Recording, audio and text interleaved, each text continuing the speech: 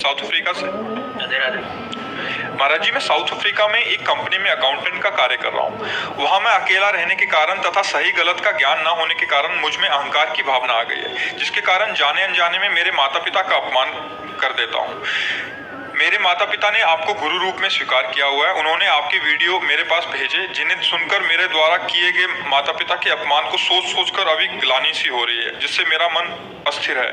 महाराज अरे वो तो प्रायश्चित हो गया, जैसे हृदय में जलन हुई ना तो वो पाप कट गया।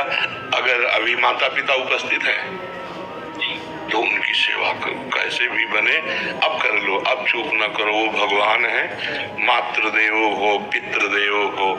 हम आपको अपने पिता की बात बता रहे हैं। हमारे पिता जिस दिन हम भागे उसके 3 दिन बाद हमको पकड़ा गया। खोजबीन सब शुरू हुई तो 3 दिन बाद पकड़ा गया कि गोरा लड़का है, वहाँ जंगल में देवी के मंदिर में रह रहा है। तो पहले बड़े भाई आए तो उनको तो कठोर शब्दों से कह के, बहुत विवेक प्रवीण था, बचपन में भी बहुत विवेक प्रवीण था। मतलब प्रवीण ना होता तो संसार की यात्रा काटते हुए भगवान ऐसे कैसे लाते। तो जब पिताजी आए तब हम मिल गए, क्योंकि वो एक कठोर स्वभाव के और बहुत धर्मात्मा पुरुष थे। उनकी हम आंखों में कभी आंसू नहीं देखा। बहुत ही दृढ़, सर्दी गर्मी भूख प्यास सब बर्दाश्त करके संतों की सेवा करना, गृहस्थ किसान आदमी ऐसे। तो जब वो आए तो हमारे मन में आया कि मारेंगे अगर हम आँख खोलेंगे, बात करेंगे तो उत्तर हमारा मानेंगे नहीं है, और इनकी हम अवहेलना कर नहीं सकते। तो आँख मूंद के बैठ गए। जो देखा पिताजी आ रहे सो आँख मूंद के बैठ। और नजदीक आए अपने स्वभावश, उठ खड़ा हो, नहीं खड़े नहीं, खड़ा हो, नहीं खड़े। तीसरी बार का आप खड़ा हो जा तो हमें लगा डंडा पड़ेगा, चौथी बार तो खड़े हो गए। बच्चे ही थे, खड़े हो गए। तो चाचा जी वगैरह उनको बड़े भैया कहते थे, तो हम भी पिताजी नहीं कहते थे, हम भी बड़े भैया कहते थे। तो उनका बड़े भैया आपसे एक प्रार्थना करें।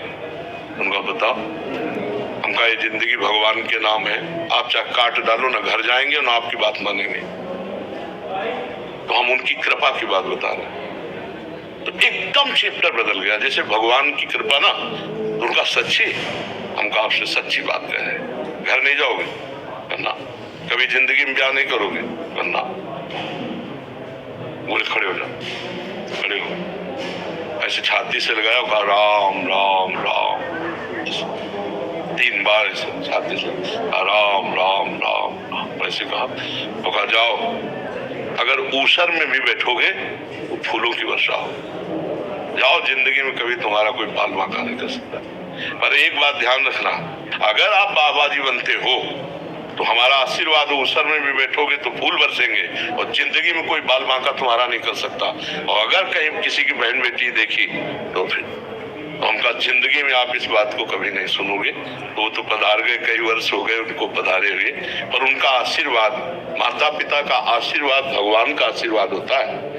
हाँ, तो इसलिए अगर माता पिता से कभी कटु व्यवहार हो जाए तो हमें लगता है अगर वो जिंदा है तो अभी बहुत बढ़िया अवसर है उनकी सेवा करके हम क्षमापन करके अपने मातृ पितृ ऋण से ऋण हो जाए। हमारा ऋण भी तो है केवल रुपया कमाना, खाना पीना नहीं।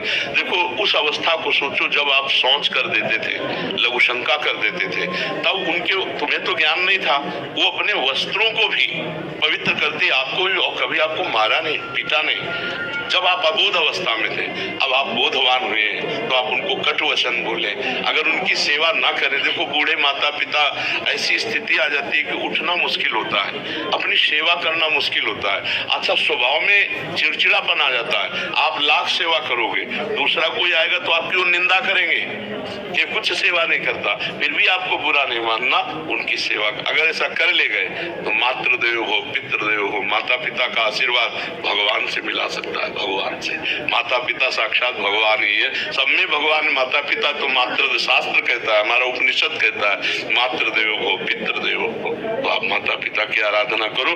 जो गलती हो गई है उसका तुम्हें ताप हुआ, इसलिए समापन हो गया है। और जहां तक हो सके अर्थ प्रधान बुद्धि ना रखो, धर्म प्रधान बुद्धि रखो। पहले धर्म है, फिर अर्थ है, फिर काम है, फिर मोक्ष है।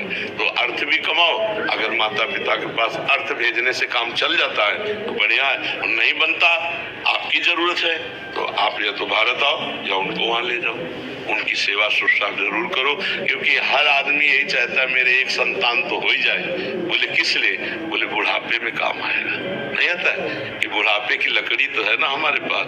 और अब क्या होता है, नए नए बच्चे वृद्धाश्रम भेज दिए जो धन संपन्न है, और नहीं संपन्न तो घर से निकाल दिए। बड़ी अव्यवस्था वृद्धों की होती है। तो जिन घरों में बड़े बूढ़ों का अपमान होता है, उन घरों में कभी लक्ष्मी सफल नहीं होती, शांति नहीं, सुख नहीं, बड़े अशांति होगी, पक्का समझ लीजिए।